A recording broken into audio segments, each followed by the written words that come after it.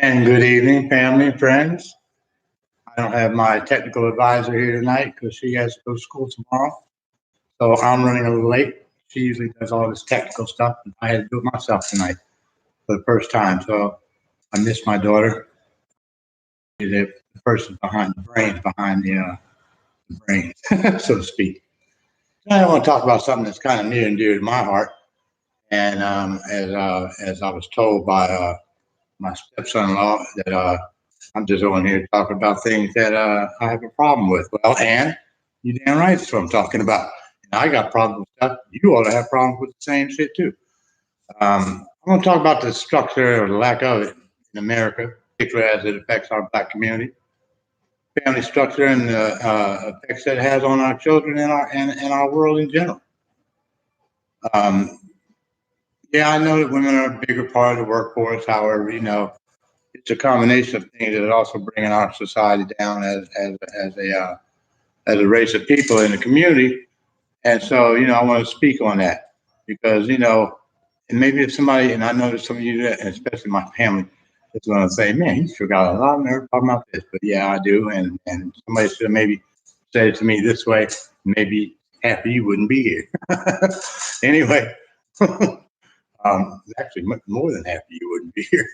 And plus, that and combine that with modern technology right now, what's going on, I wouldn't even need none of that. But anyway, the point is, yeah, I know women are a bigger part of the workforce, and that's part of the problem because women have to go to work, and nowadays it's actually better for a female, especially a black female, to she has a better chance of getting a job than a black male. And that says a lot about where we're going and where we've come from. Hell, there was a time there when none of us could get a job. Now, just us guys can't get one. Thank God I'm retired, so I don't have a problem. But I'm thinking about my sons and my grandsons and my great grandson. It's going to be rougher as the generations go through. So, we older folks here, and okay, so the Tiffany's of the world and the Tilas, those are my grandchild and my daughter. We need to put it on, our sons and grandsons' mind how important education is. Because I'm gonna tell you something. I just got enough to barely squeak by. I'm probably the last generation that's gonna be able to do that. Um, as time goes marches forward, it's just getting really tougher out there. There's too many people on the planet, and that's kind of what I'm speaking to. Because see, everything in life is intertwined. Um, all our lives are intertwined as well. And so, education, I'm gonna start off with this. Education is the key to being successful and being happy. Because without education, you can't get no dollars. And dollars is what it takes to be able to do what I'm doing now, where, I'm able to sit back. I worked all my life. I was lucky enough to have enough brains to get decent jobs that pay decent money. And, I raised, my kids and paid my child support uh, by doing that. When I heard somebody tell me one time that their father wasn't there for them, not talking about me, but they were talking about their father to somebody else I was talking to. And, a parent can't be there no more for you than to go to work and work for you. You know what I'm saying? It takes money to eat. It takes money to put a roof over your head. I mean, sure, yeah. You can sit around and do nothing, but the quality of that roof and the quality of that food you're going to be eating is not going to be what you'd like it to be. It goes without saying, but I'm going to say it anyway because it needs to be said. I think sometimes that we take life for granted, and I think we always assume that everybody just automatically knows certain things and has already got certain things on their mind. I'm finding that's really not true because in the workaday world, everybody's so busy trying to keep up with life. You used to be keeping up with the Joneses, now just trying to keep up with life. It's hard out there for a brother and a sister, And so, that being said, education is so important. It's just so important. I didn't even realize it. And it's like working. Working is important. My girl Mary and I were talking about that yesterday. How we didn't think about it when we were doing it, but we worked all our lives, and now it's paying off. And when I was 30 something, hell, I wasn't thinking about. One thing I was thinking about in terms of what is it going to be like when I got to be 65 was what was I going to look like when I got to be 65? And I don't look as bad as I thought I would. I'm about to look better in a minute. But anyway, um, thank God I did pay enough attention in school to get my high school diploma and to go on and get some college. Thank God I had enough common sense, horse sense, to get by too. It takes a little bit of both, to be successful. And you gotta use some common sense, but it does pay to have some book sense too. You gotta know how to mix them. Having a whole bunch of book sense and no people skills and no common sense ain't good. You can be the smartest person in the world, but if you don't know how to treat people and you don't know how to talk to people and you don't know how to, deal with people on their level. See, it ain't about dealing with them on your level. It's about dealing with them on their level. But if you're talking to some ignorant ass person speaking about in one of my other videos, it ain't gonna make no difference how much education you got or how much knowledge you have. You're not gonna get through that person because they don't have sense enough to understand what the hell you're talking about anyway. But what I'm saying is, it's bad enough that we have to deal with racism as black people, and racism is alive and well. I don't give a damn how you chop it up, cut it up. You're not here in Manteca. Me and Mary, the only black people probably within a mile of us up here. And the black people I've seen when I go to stores and stuff, I can count them on both hands. That's how many. There ain't that many black folks out here. As a matter of fact, I'm trying to get up out of here myself. I want to get back to the bay and get back to some cool air and shit. But anyway, that's not the point. The point is, now that women have all these rights and have the right to sleep with whomever they want to and whenever they want to, and they don't give a damn if they got a good man, bad man. All they want is a piece of dick. And I'm sorry for those of you that this offends, but I got to put it out there the way I see it. The bottom line is, a lot of these young black women don't give a fuck about nothing but what's between their legs. They don't give a damn. Oh, they care what's on their head. They care what's on their head. They don't give a fuck what's going in the head. They don't have to be shit going in the head as long as there's something on the head that looks presentable or where they feel like they're not going to get talked about because that's what's important to them. They ain't thinking about, hey, I can wear my hair any kind of way I want. That's not important because I'm gonna tell you the truth. As a man, I'm gonna tell you something right now, and I've been in a lot of locker rooms. I ain't never, ever heard a guy, and I've never had a conversation with any dudes, not in the army, not in the police academy, nowhere did I have a conversation with any man and say, hey, did you see that broad hair? Man, I got to meet that bitch. Hell no. I ain't had no conversation like that, neither has anybody else. What we do notice is whether or not they're smart. I have had conversations where we're talking about, hey, did you notice how sharp that lady was? She was smart as a whip. And, we kind of found that intimidating back in the day. So, nowadays, I used to be the scariest thing to a white people person. I was a nigga with some brains. White folks don't like that. But what they like even less is a black woman with some brains. They like that even less. That's even more intimidating to them. You'll never hear them say it, and you'll never hear a conversation about that. I'm gonna tell you right now, a black woman with some brains, it's one of the scariest. They're more scared of that than they are a Korea launching a nuclear weapon over here. Okay, that's why they don't talk about it because they don't want to have that conversation. They don't want us to know. But trust me, I've heard enough, and I've talked to enough white people to know that an intelligent black woman out trumps an intelligent black man. They don't like neither one of them really, but a woman does right now have the upper hand. So I just think that it's important that when we have children, I admire those of you who stuck it out with your mate, you had your kids with him. Maybe after all, maybe after 10 or so years, maybe you do fall out of love with him or whatever. Maybe he's not the best looking guy. Maybe maybe he's not the best Johnny Holmes in bed or whatever. Maybe not. Because how important is that? I mean, really, how important really is that? It ain't worth a shit. I can tell you that right now.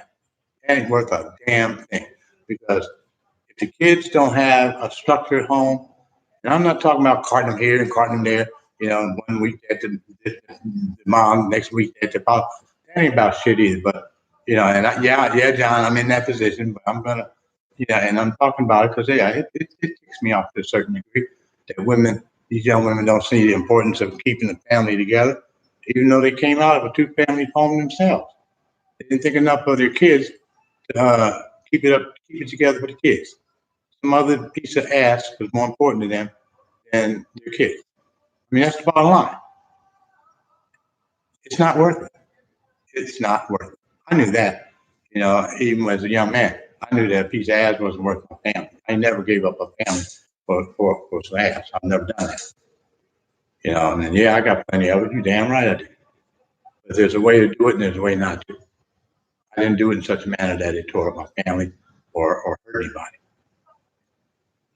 So, the point I'm trying to make here is that it's important to stay together as a family. Kids need a mom and dad. There's a reason why it takes two people to make a child. Although, yeah, I know you got that artificial insemination. I know a lot of gay people are doing that, and no offense to the gay people in my family. I have a couple of relatives that are gay, but luckily for me, one of them straightened up long enough to have a couple of kids. She went back to being gay, but at least I have a couple of grandchildren by her. I'm a happy camper. That keeps the family structured together. Yeah, it would have been nice if she had been able to stay with her kid's dad too. But if a guy's an idiot or the lady's an idiot, be that as it may, maybe it's worth a little bit of take a little extra bullshit, take a little crap because it's worth it for the kids. I'm not saying if you're at each other's throats, no, that's not healthy. I'm not condoning or saying, yeah, if your husband's beating the shit out of you, you just stay because you got kids. That's not what I'm advocating. What I'm saying is, unless it is that way, then maybe you do keep it together and let the kids have a chance to have a stable two-parent environment. I did some research on it today, and the United States clearly, and they said North America, but I'm sure as a bell that they're talking about the United States in particular. We're just changing partners like we change socks. It's sick. It doesn't make no damn sense. These younger people are throwing away families for a good time. Have fun. I'm trying to have fun and enjoy my. Oh, motherfucker, you should have did that before you laid down that children. Now, I actually think I may have a little bit, at least at the beginning of the resolve. I mean, anytime you're dealing with something that's as big as human beings and as large and how many of us there are, you're not going to solve anything with one fell swoop. It's going to have to be, worked out and worked on and, different things. But, I'm thinking that at some point we got to do something about the way it's going right now. Yeah, women have the right to sleep with who they want to and, do this and do that and, go out there and just act like a damn fool. Yeah, they have the right to do that. Some of them are doing exactly that. But at what cost? What cost what cost are our children paying? Because see, that's who really gets hurt. It ain't me. It ain't like the kids' moms. It's the kids that ultimately get hurt, one way or the other. I know in my case with one particular family I had, that lady was so goddamn fucking stupid.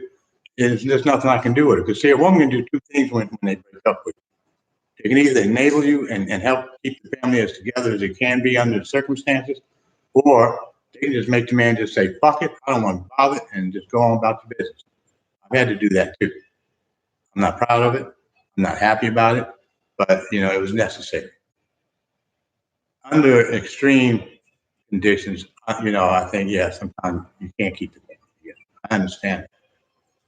But unless that situation exists, if you don't like the way that guy is sleeping with you in the bed, go find another guy. But bring your ass home at night and be with your family at some point. Surely you know how to be discreet enough to go out there and do your thing and come on back and nobody be none the wiser. I mean, how many fucking brain cells does it take to do that? Okay? Because I mean, in these situations, you're going to sacrifice something. You cannot sometimes always keep everything in perfect order. I know we'd like to think we can, but that's just sometimes not practical. So I'm not advocating, again, staying with the guy or the gal that's beating the living hell out of you. I've been through that, so I know what that is. But I was trying to keep my family together. You know what I'm saying? Did I like it? I wasn't actually getting whooped because I couldn't beat the bitch. I was getting whooped because I didn't want to beat it. Okay? Because right now, Sacramento County and Alameda County and Contra Costa County are making a fucking killing off of us. Domestic violence. That's the number one thing people are going to jail for these days, especially brothers. And it's a money machine. That's all it really is. It's a money machine. Because even before it happened to me, I actually had never thought of that. Contra Costa, Alameda, and every other damn county in the state has an overabundance of money that they're getting because some people actually do pay for their jail stay. And they have nerve to want to charge you something like $2,500 for their nasty ass food and little cotton and listening to a bunch of idiots hollering and talking stupid all day. I mean, the domestic violence part of that is not worth it. It's really not. But California is making a killing. Trust me. They got money. When they say they ain't got the money, I ain't hearing it. I wish I had known this when it was time for me to get a job because, I got hired by the state of California and the county of Contra Costa. I could have been a sheriff. I had to basically make up my mind on Monday morning which one did I want to go to, the county or the state. And I chose the state because at that time, Contra Costa County was talking about they didn't have no money. They was running out of money. They was looking for funds. So I figured I'm going to go to the state because they got money. They're not talking about they're going bankrupt. I didn't know, of course, because I'm young. I'm only 27, 28. And I didn't know at the time that, the police department, the sheriff's department, fire department, them the last people they're going to let go. Everybody else going to go for what they do. If I had known that, I went to the county. But anyway, it worked out. But the point is, it's important that we keep the Black family in some sort of structure. Like I was reading today where back when I was a kid, 75% of Black families were two-parent homes. The percentage now is only 46%. And, my granddaughter and I were debating. She always takes the devil's advocate. I don't know if she does that on purpose or if she really believes she's talking. But anyway,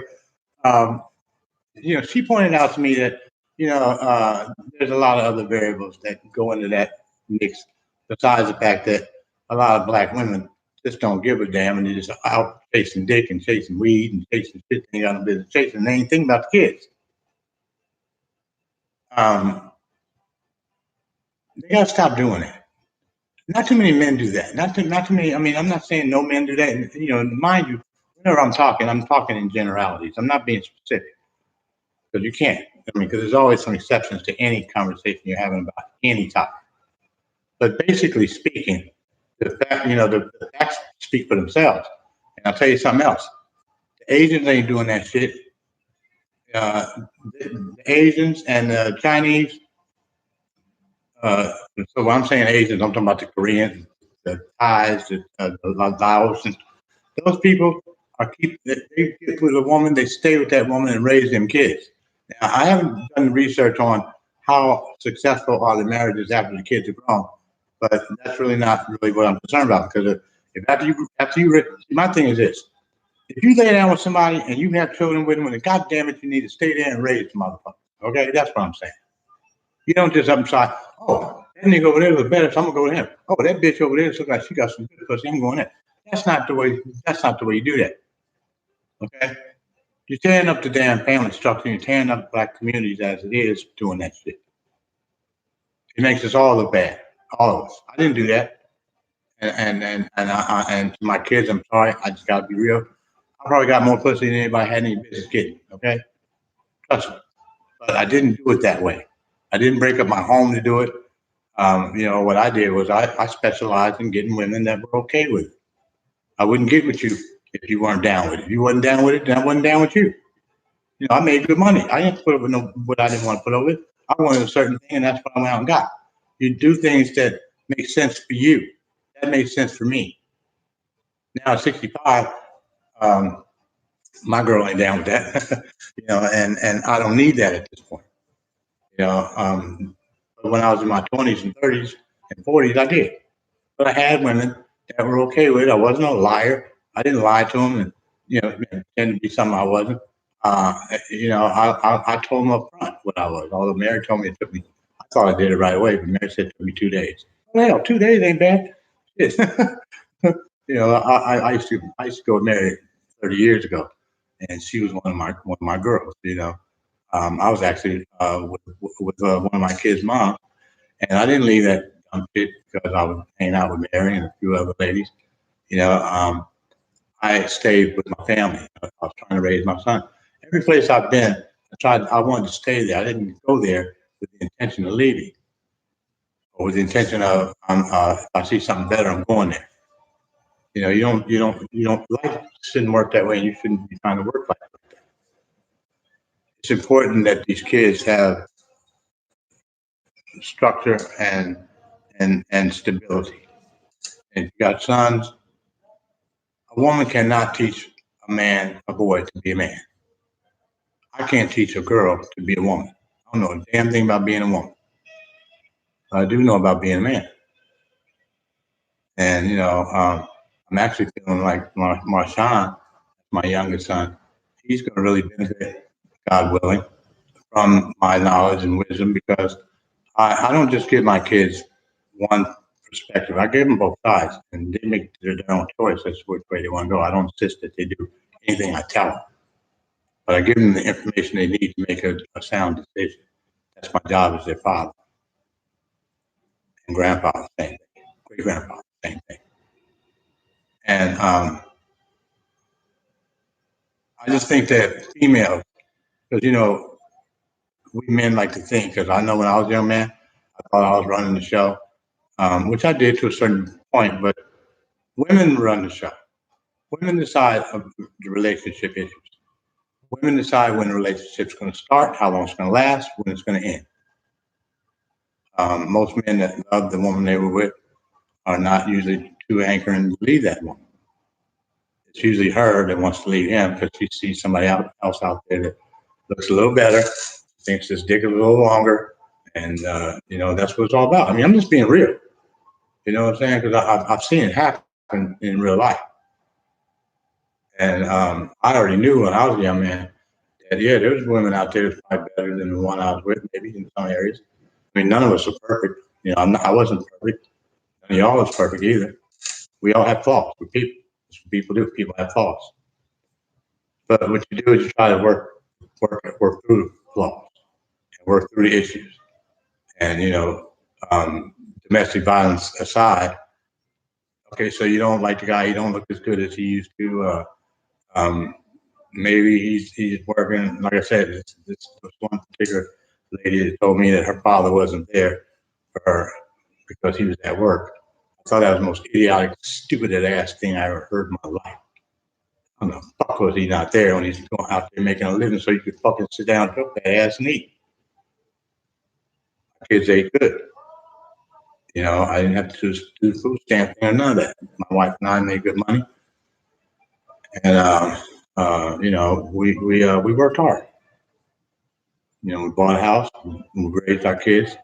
Yeah, we didn't stay together, but we stayed on the same page when it came to the children. She was intelligent, I was intelligent, so we went out there acting like fucking ignorant ass hair hat niggas. That's not what we were doing. See, I try to teach my kids there's a difference between being a nigger and being black folks. I like to think I'm black folks. I like to think my kids are black folks too. I know I got a couple of them out there a little bit, that are a little on the wild side, but that's because they're young. When they get older, they're going to make excellent black folks too. The bottom line is, we have to raise these kids. The kids is what it's all about. It ain't about weeds and smoking dope all the time. Yeah, I smoke weed still, but I mean, that's not the focus of my life. You know what I'm saying? I do that in my spare time when I got time. Right now, Damari and Marshawn are the focal point of my attention. They're what I care about.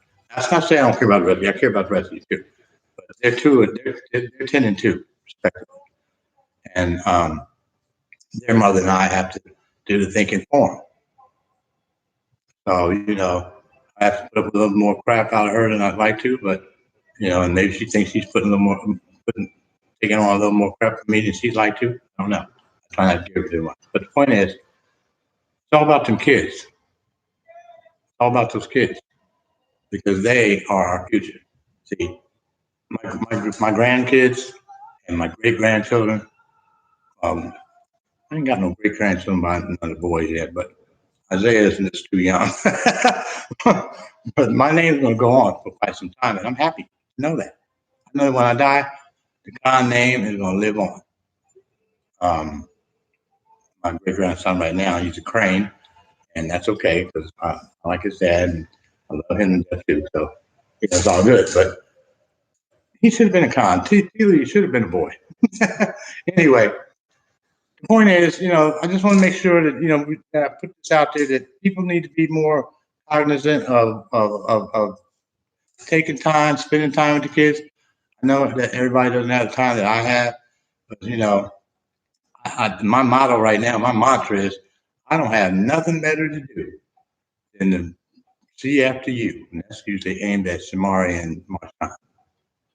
I ain't got nothing else to do but see after them, because I tell you the truth, after Marshawn gets out of hopefully college, I'm gonna do like Debbie. See ya, adios. And so on that note, I'm gonna do like Debbie right now and see ya, adios to you people. Family, I love you. My friends, I love you too. It's so awesome. And until next time we get together again, be safe.